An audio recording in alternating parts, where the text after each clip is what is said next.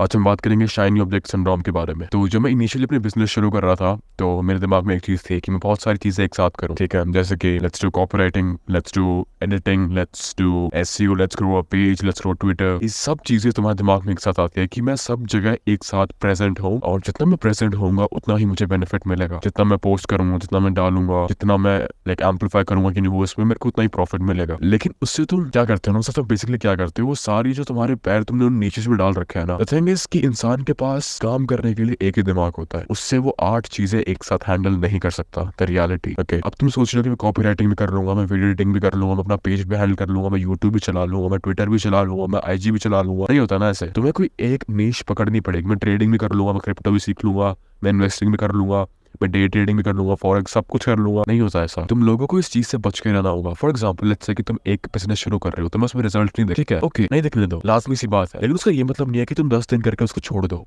और दूसरी नीश पकड़ लो। सेम चीज तुम्हें फिर तीसरी नीश में दिखेगी, फिर चौथी में, ऐसे बस तुम चीजों को टालते जाओगे, ठीक है। जैसे मैं हमेशा कहता हूँ कि एक अच्छी चीज ग्रो होने में टाइम लगता है, हर एक अच्छी चीज ग्रो होने में टाइम लगती है। अगर वो जल्दी ग्रो हो रही है, इट्स गुड फॉर यू, गलत बात नहीं है। लेकिन जहां तक मैंने देखा है, चीजों में सस्टेनेबिलिटी जब भी आती है, जब उसे for a longer period of time किया जाए, समझ रहे हो मेरी बात, वो सस्टेनेबल नहीं हो सकता अगर वो जल्दी हो रही है। और हाँ, ग्रोथ और शुरू की ग्रोथ स्पर्ट इज रियल। शुरू में तुम्हें स्टार्टिंग मिल सकती है, बट इसका ये मतलब नहीं कि तुम्हें पूरी उम्र रहेगी। Ups and down her business में आते हैं, मेरे में भी आते हैं, ठीक है। ऐसा नहीं है कि मैं ऑलवेज फकिंग प्रॉफिटेबल। कभी 2.5 लाख यहाँ खर्चे हो गए, 3 के यहाँ हो गए, वहां पे हो गए, सबके होते हैं। गाड़ी लेने का मन गिर गया, वहां चले गए, ये सब खर्चे होते हैं, सबके होते हैं। लाइफ एंजॉय करना भी जरूरी है, और लाइफ को एंजॉय करने में पैसे भी लगते हैं, ठीक है। लेकिन वो एक अपने आप में अलग टॉपिक है। तो एक चीज हमेशा ध्यान रखनी चाहिए, एक साथ बहुत सारी चीजें ट्राई करोगे ना तो फंसते जाओगे दलदल के अंदर, और जितना दलदल के अंदर फंसोगे उतने ही तुम्हारे पैर नीचे जाते जाएंगे, ठीक है। तो तुम्हारा मन करेगा बहुत सारा एक ही बारी में बहुत सारी चीजें करूं, ठीक है, और उससे क्या होगा ना, सिर्फ तुम एक ही चीज कर रहे हो, अगर वो है टाइम वेस्ट। बिकॉज एक साथ अगर 4 गाड़ी चलाने की कोशिश करोगे तो भी रफ्तार तुम पकड़ नहीं पाओगे। एक टाइम पे एक ही फरारी, एक ही ड्राइवर से रफ्तार पकड़ सकती है, एक टाइम पे एक ही ड्राइवर 2 गाड़ियों में नहीं बैठ सकता, ठीक है। प्रैक्टिकली पॉसिबल है, थ्योरेटिकली भी ये पॉसिबल है।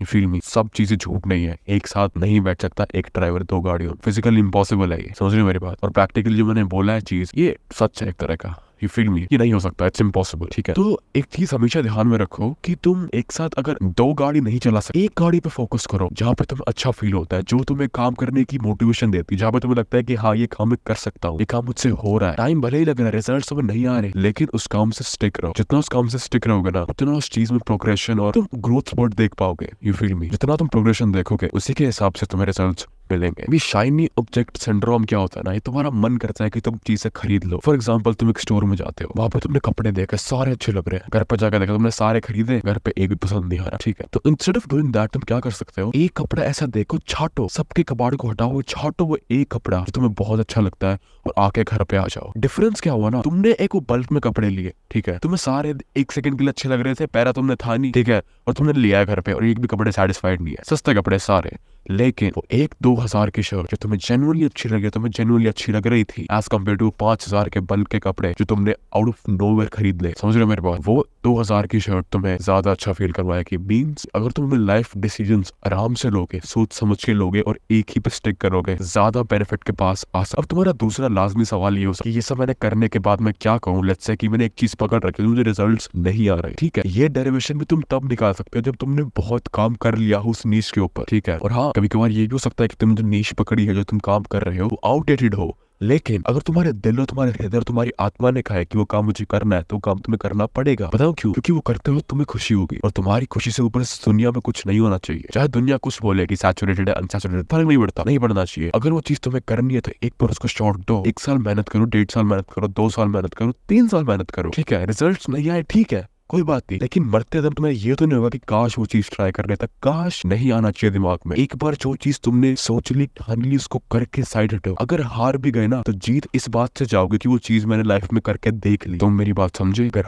हार भी गए ना तो जीत उस बात से जाओगे, एक बार मैंने लाइफ में एक चीज कम से कम कर तो ली, मेरे को नॉलेज तो है, कल कोई और फंसेगा तो मेरे से बात करेगा तो उस चीज का ज्ञान मैं उसको दे पाऊंगा। समझ रहे हो मेरी बात? ये छोटी छोटी फिलोसफिकल थिंग्स जो होती है तुम्हारी लाइफ को एज एन होल बहुत बेटर करती है। और एक और चीज होती है, मेरे को भी हुई थी इनिशियली, बताऊं क्या हुआ था। मैं जब आईजी पेज ग्रो कर रहा था, मैं फंस चुका था, बताऊं किस चीजों में, एडिटिंग में और मार्केटिंग में, इन 2 चीजों में मैं फंसा हुआ था। 8-8 घंटे वीडियोस एडिट मैं भी करता था, ठीक है, मेरे को अच्छी लगती थी, लेकिन मेरा IG मेरे को ज्यादा प्यार था, बट मैं एडिटिंग को छोड़ना नहीं चाहता था। But I had to make a choice, मेरे को एक चॉइस बनानी पड़ी, because at the end of the day मेरे को जो टाइम ज्यादा ले रही थी वो थी एडिटिंग, रेवेन्यू कम जो दे रही थी वो थी एडिटिंग, और जो मेरा टाइम कम ले रही थी वो थी IG, ठीक है, और रेवेन्यू ज्यादा दे रही थी वो भी थी IG। तो कभी कभार डिसीजंस जो होते हैं ना, तो मैं सोच के लेने पड़ते हैं, ठीक है। अब मैं यूं नहीं कहता कि मैं बिल्कुल एडिटिंग छोड़ चुका हूँ, नहीं, that's something I like to do. कभी कभार एक क्लाइंट मिल जाए मेरे को जो कि मैं ढूंढता नहीं हूँ, टाइम नहीं होता, लेकिन लेट्स से मेरे इस वीक में काम कम है, मैंने क्लाइंट देखा और मुझे लगा कि ओके क्लाइंट मेरे को अच्छा पे कर रहा है तो मैं एडिट कर दूंगा, because that's my fucking like I want to do that. लेकिन मेरे को नुकसान नहीं है उस चीज से कोई, but if I had to make a choice, हमेशा एक ही चीज पे फोकस्ड हूं, and that's called marketing and growing on IG, YouTube and all of these things as a social media man. तो गाइस, जितना भी तुम इस शाइनी सिंड्रोम से बच के रहोगे ना, उतना बेनिफिट में रहोगे, जितना बेनिफिट में रहोगे उतना प्रॉफिट में रहोगे, जितना प्रॉफिट में रहोगे उतना समय तुम अपने घर वालों के साथ बिता पाओगे, क्योंकि तुम्हारे घर वाले भी खुश होंगे, तुम्हारे चाहने वाले भी खुश होंगे, तुम्हें प्यार करने वाले भी खुश होंगे कि हमारा बेटा प्रॉफिट में। लेकिन प्रॉफिट जब भी आएगा जब तुम बेनिफिट में होगे, समझ रहे हो मेरी बात। एक ये चीज थी, और दूसरी चीज क्या होती है, फॉर एग्जाम्पल अब बहुत सारे लोग मुझसे यूं भी पूछते हैं कि let's say if your business panned out, अब मेरे को सेटल होना लाइफ में, तो शादी का क्या करना है। देखो शादी का क्या सीन होता है ना, Indian marriages usually charges a lot. देखो मैं एक वो बंदा हूँ जो बिलीव करता है शादी को प्राइवेटली कंडक्ट करवाने में। हाँ, मैं यूं नहीं कह रहा कि तुम्हें बड़ी शादी करवानी है धूमधाम से, तो मत करवाओ, करवाओ बिल्कुल, अगर तुम्हें उस चीज में पॉइंट दिखता है तो करवाओ। मैं किसी को इंप्रेस नहीं करना चाहता, मैं बस अपनी वाइफ के साथ रहना चाहता हूँ, टू बी वेरी ऑनेस्ट। मेरे को बस वो लड़की चाहिए, उसके माँ बाप खुश चाहिए, मेरे माँ बाप खुश चाहिए, that's it, that's all I need. समझ रहे हो मेरी बात को। और अगर ये चीज मुझे मिल रही है ना, मेरे को नहीं दिखाना किसी और को कि मेरी शादी कितनी बड़ी है, मैंने कितना बड़ा बैंकेट हॉल बुक करा है। फायदा क्या है इस चीज का, ठीक है, लाइफ में एक बार शादी होती है, ठीक है, मान ली मैंने तुम्हारी बात, बट द थिंग इज कि क्या ही फायदा हुआ इतना पैसा उड़ा के अपनी पूरी जिंदगी का 50 लाख 60 लाख, ठीक है। और मेरे डैड ने क्या किया था, मेरी बहन की शादी हुई थी, मैं तुमसे झूठ नहीं बोलता, तुम्हें पता है मैं अपने ऑडियंस से कभी झूठ नहीं बोलता। मेरी बहन की शादी में my dad ended up spending a lot of money, just because मेरी मॉम को थोड़ा सा वो था कि दिखाना है माँ वालों को, बाप वालों को कि कितना हमारा रुतबा है, पैसा है, ऑल ऑफ दीस थिंग्स। तो ये चीज मेरे को पसंद नहीं आई। मैंने डैड से बात करी, डैड ने सेम बात बोली कि इट्स नॉट नेसेसरी, ठीक है। मतलब पॉइंट क्या है, किसको इंप्रेस कर रहे हो तुम? उन लोगों को जो तुम्हारी कब्र पे शायद ही आएंगे, उन लोगों को इंप्रेस कर रहे हो, तुम्हारी चिता को जलते देखने भी नहीं आएंगे। समझ रहे हो मेरी बात। तो शादी का क्या सीन होता है, अगर तुम्हें शादी करना सेटल होना है, तो सबसे पहले तुम एक चीज गांठ बांध लो कि अगर तुम्हारे पास तुम्हारे खुद का घर और खुद की एक गाड़ी नहीं है ना, तो भूल जाओ तुम्हारी शादी, तुम शादी करने के लिए तैयार हो। बाप की दी हुई छत नहीं होती, रियासत में मिली हुई चीज कभी भी तुम्हें यूज करनी नहीं चाहिए, अगर तुम एक इंसान और एक आदमी हो, ठीक है। अब मैं यूं नहीं कह रहा वो चीज गलत है, तुम्हारे बाप ने मेहनत करी, कमाई है, तुम्हारी होगी, ये तथ्य है जिंदगी का, समझ रहे हो मेरी बात, इट्स अ फकिंग फैक्ट। लेकिन इसका ये मतलब नहीं है कि तुम उस चीज पर रिलाय होकर अपनी पूरी जिंदगी बर्बाद कर दोगे कुछ ना करके, ठीक है। तो शादी करने का सिर्फ एक ही रूल बेसिकली मैं समझता हूँ, जो is cash flow better than all the degrees present in India. तुम्हारा खुद का घर और तुम्हारी खुद की एक अच्छी गाड़ी, when I say अच्छी गाड़ी, I'm talking about either sedans or big SUVs. For example, a good sedan can be BMW, Mercedes, or it can a good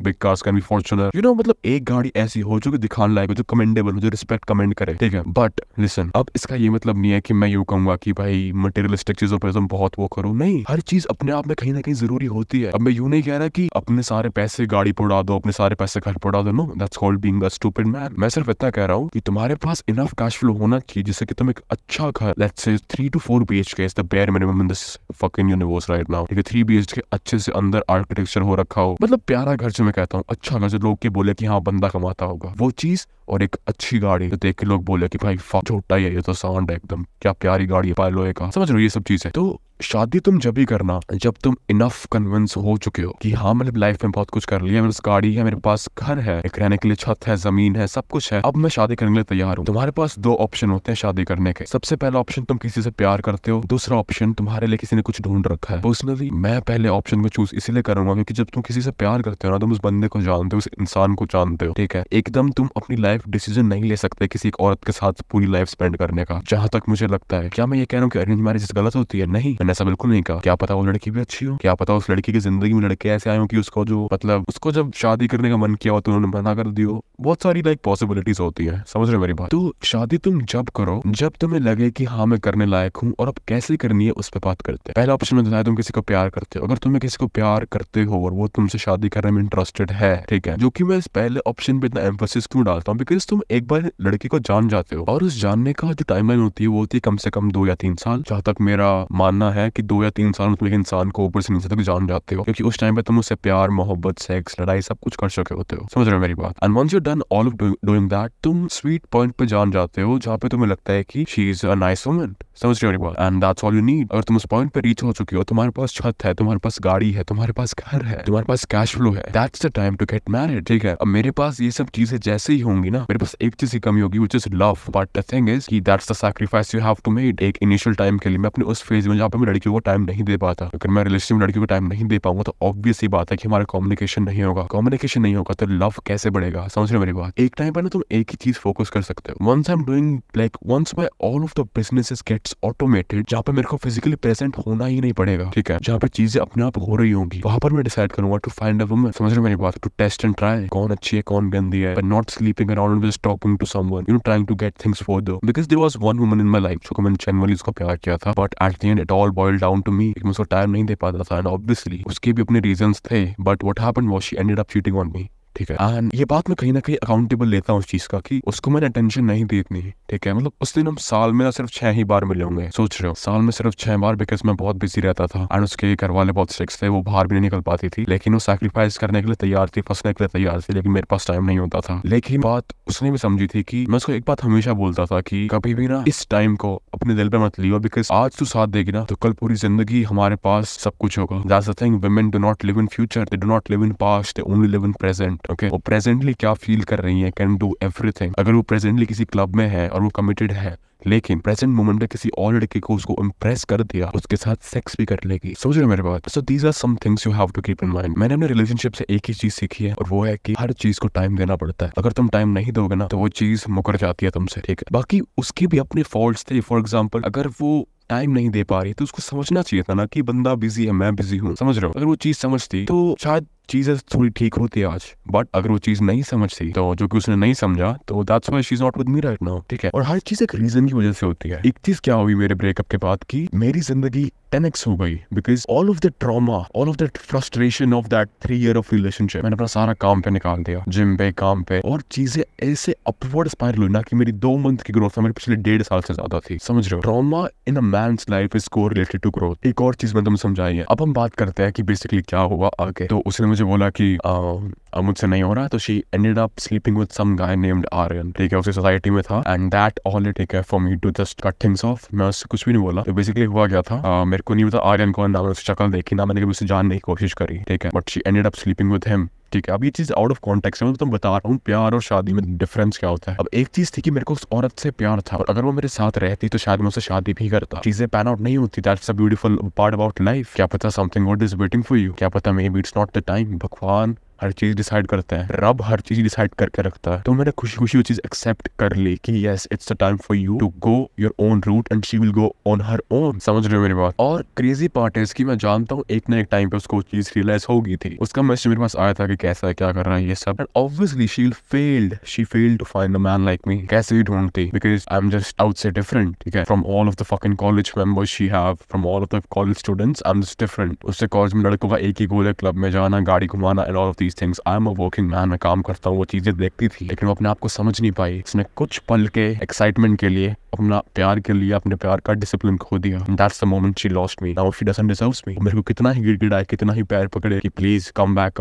वो नहीं हो सकता। उसकी चूत पे किसी और का लंड लग चुका है and that all it takes for me to never talk to her again. I know these words sound harsh, मैं तुम्हें एक्सप्लेन करना चाहता था कि एक बार उसने अपनी प्योरिटी लूज कर दी। हाँ, वो मेरे साथ वर्जिन थी, जैसे ही उसने ये चीज करी it's gone, it's over, it's life. तो दोस्तों चीज होती है प्यार और एक होती है अरेंज मैरिज। तुम्हें अगर एक औरत से प्यार है ना तो भाई उसके साथ शादी करने में कोई बुराई नहीं है। समझ रहे हो मेरी बात? अगर तुम्हें किसी औरत से प्यार नहीं है फिर तुम शादी कर रहे हो तो कम से कम एक चीज ध्यान में रखना कि कम से कम उसे जानने की कोशिश करना। 1 महीना, 2 महीना, 6 महीना। अरेंज मैरिज अगर फिक्स होगी तो एकदम मत करना, देख लिया शादी कर दो बस हो गई बात। नहीं, समझो उनको, जानो उनको कि क्या लड़की है, क्या पास्ट है, पूछो, कनेक्शन बनाओ। एकदम अरेंज मैरिजेस में अब यूं हुआ ना 10 साल के बाद लड़कियां मॉडर्न हो चुकी होंगी। अब the only reason why a good woman is not getting married is because of her sex life most of the times. पर लड़के क्यों नहीं शादी करना चाहेंगे उससे? अगर वो सुंदर भी है और उसकी शादी नहीं हो रही तो कोई ना कोई तो वजह रही होगी ना कि उसकी शादी नहीं हो पा रही। उस वजह को तुम सोचने की कोशिश करो। जब भी मैं अरेंज मैरिज से बिल्कुल खिलाफ होता हूँ, हाँ, एक चीज और बताता हूँ। लेट्स से तुम 26 से 27 साल के हो। अब ये चीज काफी कंट्रोवर्शियल होगी, मेरी बात समझने की कोशिश करना और इसको टेलीग्राम के अंदर ही रखना। लेट्स से तुम 27 अपनी लाइफ सॉर्ट कर चुके हो, 27, 26, 28 यहाँ पे तुम्हारी लाइफ सॉर्ट हो चुकी है, कैश फ्लो अच्छा है, तो बस गाड़ी है और घर है, छत है, बस बंदी नहीं है। उस टाइम मुझे लगता है कि बंदियों की लाइन तुम्हारे पास आनी शुरू हो चुकी होगी, but how to filter out a woman to get married, that's a thing. तो अब तुम उस टाइम पे क्या कर सकते हो ना, जहां तक मेरा कहना है, जहां तक मेरी सोच जाती है कि I think that's a time for you to find a good young woman who is fortunate. Okay, अब उसकी एज ब्रैकेट क्या होगी, 18 से 22, समझ लो। अभी इसमें कुछ पेडोफिलिक नहीं है,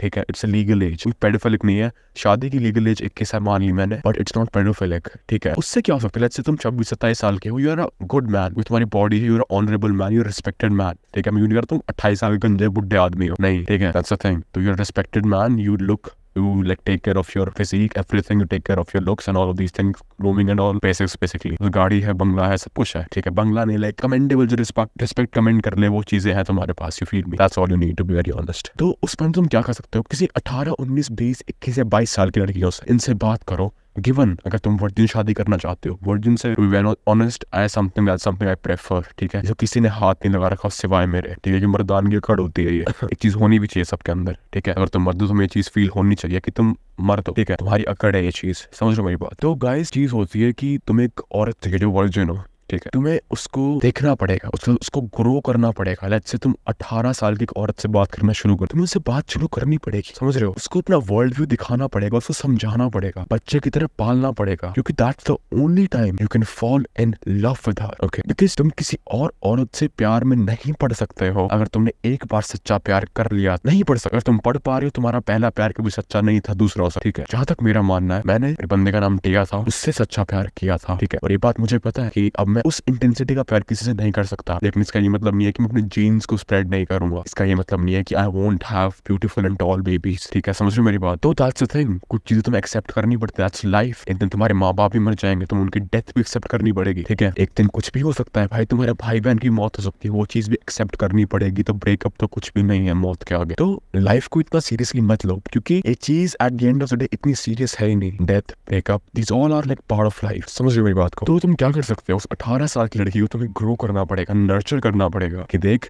दुनिया से काम करते, समझाओ उसको, बैठाओ। एक औरत पैदा ही हुई है मैनिपुलेट होने के लिए, समझ के देखो, मजाक नहीं कर रहा, लेकिन सच है दुनिया का। एक औरत के पास फिजिकली कुछ पावर नहीं होती, क्यों नहीं होती, सोच के देखो, फिजिकली कुछ पावर नहीं होती। एक पतला डंडी जैसा लड़का, समझ रहे हो मेरी बात, उसको थप्पड़ मार सकता है, बेशक वो एक MMA फाइटर हो, कुछ भी हो यार, ठीक है। मतलब MMA फाइटर तो नहीं बोलूंगा क्योंकि उस टाइम में शायद वो मार दे, लेकिन एक एवरेज आदमी एक एवरेज औरत को खत्म कर सकता है। अच्छा, ट्रूथ ऑफ द वर्ल्ड, ठीक है। सो फ्रॉम दिस फैक्टर तुम सोच के देखो, अगर लड़की फिजिकली डोमिनेट नहीं कर सकते एक आदमी को, तो वो कैसे करेगी, साइकोलॉजिकली मैनिपुलेटिव। जब भी तो लड़कियां मैनिपुलेटिव होती है, जब भी तुम समझ नहीं पाते कि औरत क्या चाह रही है मुझसे। बहुत मर्द बोलते हैं चीजें, औरत चाहती क्या है, क्या चाहती है, क्या चाहती है, क्योंकि उस औरत को ही नहीं पता वो क्या चाहती है, ठीक है। और उस वजह से वो कुछ भी करती रहती है, इट्स स्कैरी, है ना, ऑब्वियसली है। तो वो अब सिर्फ फिजिकल पावर तो नहीं है, तो वो मैनिपुलेटिव पावर अपनी ग्रो करती है। लेकिन एक चीज कभी मत भूलना, अगर तुम्हारे पास दिमाग है ना, तो दुनिया तुमसे मैनिपुलेट होगी, ठीक है। The world only works on two things, the first one is manipulation, the second one is seduction. Manipulation to get the profits from the world, seduction to seduce the best woman that exists in your sexual market value, okay. Only two these things, these two things is relied on a man। ये दो चीज as a man तुम्हारे पास अगर है, तुम दुनिया rule कर सकते हो। Let's talk about Andrew Tate। He is perfect manipulator in making profits and he is a perfect seducer in getting women he wants to have sex with, ठीक है। बैक टू टॉपिक, क्या topic था कि जैसे ही उस लड़की को तुम बात करना शुरू, उससे मतलब ग्रो करो, नर्चर करो, उसका वर्ल्ड व्यू समझाओ, उसको फेमिनिन बनाओ। वो 18 साल दुनिया देख के आई है, उसको उसके दिमाग से निकालो, अपनी दुनिया दिखाओ, अपने पर्सपेक्टिव्स दिखाओ, मैनिपुलेट करो प्यार से। देखो, इस मैनिपुलेट को तुम नेगेटिव में मत लेना, मैनिपुलेट कह रहा हूँ कि उसको समझाओ क्या गलत है क्या सही, ठीक है। एज पेसिमिस्टिक मैनिपुलेशन नहीं कह रहा हूँ, एज ऑप्टिमिस्टिक मैनिपुलेशन कह रहा हूँ कि उसको दुनियादारी के बारे में समझाओ। जितना वो तुम्हारी छाया के अंदर रहेगी ना, उतना ही तुमसे प्यार करेगी, उतना ही तुम्हें छोड़ते हुए उसको वो आएगी। लेकिन eight the end of the day तुम्हें एक चीज हमेशा ध्यान रखनी है कि औरत से तुम नहीं हो, कुछ भी हो जाए, एक औरत तुम नहीं हो, तुमसे हो। तुम किसी और जीते जागते इंसान को अपनी पूरी जिंदगी मत बनाना। डिग्री ऑफ डिटैचमेंट तुम्हारे अंदर होनी चाहिए किसी भी इंसान को लेकर, ठीक है। वो अलग बात है कि वो तुम्हारी जान ही हो, जैसे कि तुम्हारा भाई 15-20 साल से साथ रह रहे हो, उस टाइम पे डिग्री ऑफ डिटैचमेंट हो ही नहीं, समझ रहे हो। अगर तुम जेन्युइन भाई हो, आज अगर मेरे भाई को कुछ होता है ना, मैं नहीं जी पाऊंगा, एंड दीज आर थिंग्स, ये चीज तुम फील नहीं कर पाओगे बिकॉज तुम्हारा बॉन्ड नहीं है इतना। मैं किसी भी औरत को अपने भाई के ऊपर प्रोटेस्ट नहीं कर सकता, एंड इट्स ट्रू, मैं उसके लिए जान दे सकता हूँ, जान ले सकता हूँ। और उसने कुछ गलत काम करा होगा ना, उसने कुछ मर्डर कुछ भी करा हो, गलत चीज करी होगी ना, सबसे पहले ना उसको उस चीज से निकलवा के लाऊंगा और बाद में उसको कमरे में जाकर पीटूंगा। लेकिन उसको कभी भी फंसा हुआ मैं नहीं देख सकता। उसने कुछ गलत काम भी करा होगा ना, तो उसको मैं प्राइवेट में ठीक करूंगा, अपने सामने बैठा के उसको समझाऊंगा, लेकिन उसका साथ उस टाइम पे मैं नहीं छोड़ूंगा, चाहे उसकी खुद की गलती हो। चीजें होती है, ठीक है, ये चीज तुम्हें समझ अभी नहीं आई, बस तुमने दुनिया इतनी देखी नहीं है। दुनिया जितनी मैंने देखी है ना, शायद ही किसी देखी होगी इंसानों ने, बट मुझे ऐसा लगता है मैंने अपनी उम्र के हिसाब से ना काफी चीजें देख ली जो कि मुझे नहीं देखनी चाहिए थी। ठीक है, एक ऐसे पॉइंट्स मेरी लाइफ में आ गए थे जहाँ पे मेरे को समझ नहीं आ रहा था मैं क्या करूँ, समझ ही नहीं आ रहा था। And these are thing that makes you, तुम्हें अपनी लाइफ में मिजरेबल फील हो रहा है, अप्रिशिएट करो उस चीज को, क्योंकि ना इस फेज में 80% पॉपुलेशन हार जाती है, वरना सभी के पास करोड़ों रुपए होते हैं। उठना आसान बात नहीं होती इन सब चीजों से। तो बैक टू द टॉपिक, एक चीज मैंने बोली थी, अगर तुम्हें उस लड़की से प्यार करवाना है अपने आप को, तुम 26-27 साल का एक आदमी हो, तो तुम्हें उसको दुनिया दिखानी पड़ेगी, उसको मैनिपुलेट करना पड़ेगा ना ऑप्टिमिस्टिक वे, उसको समझाना पड़ेगा कि दुनिया काम करती कैसे है। समझ रहे हो मेरी बात? जैसे वो चीज समझ जाएगी, वो अपना ऑल इन दे देगी, और तुम्हें अगर लगा कि हाँ ये औरत मेरी जेन्युइनली रिस्पेक्ट करती है, मेरे साथ 4 साल से 5 साल से, शादी कर लो, सेटल हो जाओ, बच्चे कर लो, दैट्स द थिंग। बहुत ही प्यारी चीज है यार, शादी एक बहुत प्यारी चीज है। अगर तुम्हें लगता है लड़की प्रॉब्लम्स लाती, नहीं, सुख लाती है, औरत सुख लाती है। ठीक है, एक औरत जब साइड में बैठी होती है ना, मेरे को ना अपने भाई के हाथों में नींद इतनी जल्दी नहीं आती। ठीक है, हम ऐसे सो जाते हैं कडल करके, कोई गे फील वाली बात नहीं है। ठीक है, ही इज लाइक आउट से 6 foot and I am like 6 foot 2, तो कुछ गे फील नहीं आती, भाईचारे में हो जाता है, like one just fucking cuddle and sleep. ठीक है, लोगों ने ऐसे मीम से बना रखा है, क्योंकि उनके इतने क्लोज भाई है नहीं। हम जब सोते हैं साथ में सो जाते हैं, लेकिन 1-2 मिनट में साइड हो लेते हैं। सोच रहे मेरी बात? लेकिन जब तुम अपनी बंदे के साथ सोते हो, अपनी औरत के साथ सोते हो, तुम साइड नहीं हो सकते, क्योंकि वो चीज ही अलग है। समझ रहे हो? प्यार एक फीलिंग है भाई, जिसको मैं पैसे में तोल नहीं सकता, कितने भी पैसे में। हाँ, आज के जमाने में तुम प्यार को कितने पैसे से तोल सकते, लेकिन वो जेन्युइन प्यार है ना, उसको तुम तोल नहीं सकते। वो जेन्युइन दिल से होता है, बिना किसी चीज की होता है, बिना किसी मजबूरी की होता है, किसी डिमांड के होता है, किसी रिमांड के होता है। समझ रहे हो मेरी बात? तो तुम उस चीज को तोड़ नहीं सकते हो। और जैसे तुम्हें प्यार हो, से शादी कर लो। ठीक है, पहला ऑप्शन ये था लव मैरिज का। दूसरा था अरेंज मैरिज। अरेंज मैरिज तुम्हें एक चीज हमेशा ध्यान रखनी चाहिए कि भाई फंसो मत, बस किसी गलत औरत साथ मत फंसना। एक शादी अगर उस औरत की नहीं हो रही, ऑब्वियस ये बात है कुछ ना कुछ तो हुआ होगा उसके साथ। तुम सोच के देखो, 28 साल की लड़की है, शहर में रहती है, और उसकी शादी नहीं हो रही है, सुंदर भी है, क्या रीजन रहा होगा? पूछो, सवाल पूछो। ठीक है, शक्ल पे मत पिघलो, शक्ल पे कभी मत पिघला करो। ठीक है, कि भाई and beautiful woman, all of this. ठीक है, मेरे को पर्सनली एक ऐसी औरत चाहिए जो ठीक दिखती हो, बुरी नहीं, प्यारी हो, मुस्कुराए तो जरूर रहे दिमाग के अंदर। ठीक है, प्यारी हो, लेकिन मॉडल टाइप एक्सपेक्ट नहीं करता। Even if she is like 6 to 7, I think it's fine for me. समझ रहे मेरी बात? मेरे को दुनिया की सबसे खूबसूरत महिला नहीं चाहिए, मेरे को बस ऐसी महिला चाहिए जो मेरे साथ हो उन समय पे जब मेरे साथ कोई भी नहीं हो। समझ रहे हो? उस टाइम पे औरत काम आती है, उस टाइम पे तुम्हारा भाई काम आता है। दुनिया में सब हाथ छोड़ देते हैं, सभी हाथ छोड़ देते हैं, लोग सिर्फ अपने मतलब की वजह से तुम्हारे साथ होते हैं। लेकिन औरत जो तुम्हें प्यार करती है बिना किसी मतलब, और भाई जो तुम्हें प्यार करता है बिना किसी मतलब के, उनका कोई भी मुकाबला नहीं हो सकता। समझ रहे मेरी बात? And I think these are the things that you should keep in mind while getting married. Love marriage का तुमने ऑप्शन बता दिया, अरेंज का बता दिया, I think that's all you need. Shiny syndrome का भी बता दिया,